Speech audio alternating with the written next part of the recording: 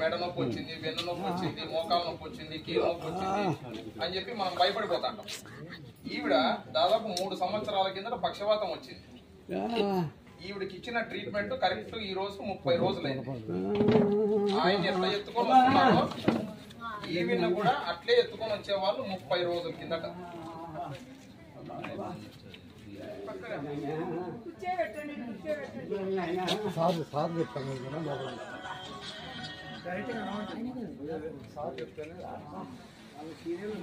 Sir ఏం చెప్తాను చెప్పండి.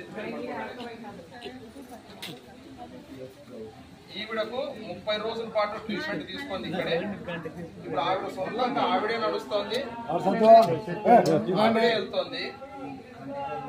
అంటే ఈవిడకు నయమైనప్పుడు మిగతా వాళ్ళకి ఎందుకు కాదు?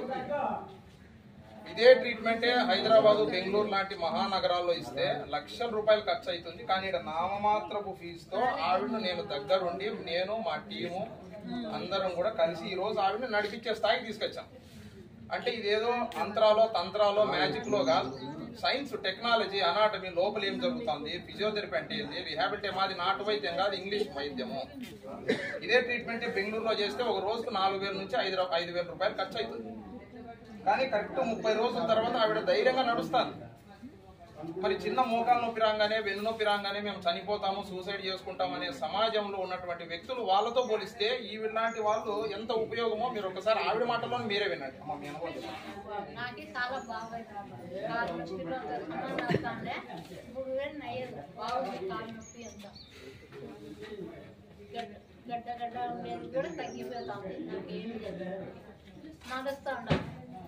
దేవుని దయాల్లో నడుస్తాను, కాలు వల్ల నడుస్తా ఉండాలి. మాకు బాగుంది. ఇంకా బాగుంది. చెప్పలేదు సార్ 30 రోజులు ఇంటికి వచ్చినాక బాగుంది. నాకు ధైర్యంగా కాలు ముందుకు పెట్టదాం, ధైర్యంగా ఉంది. నేను అనేక సందర్భాల్లో చెప్పే మీడియా సోదరులతో కూడా మాది ట్రస్ట్లో, దాతలో, చందాలో, హుండీలో కాదు. ఎస్ఐ వచ్చినా, సిఐ వచ్చినా, ఎమ్మెల్యే వచ్చినా, ఎంపీ వచ్చినా నొప్పి అందరికీ ఒకటి, అందరూ సమానంగానే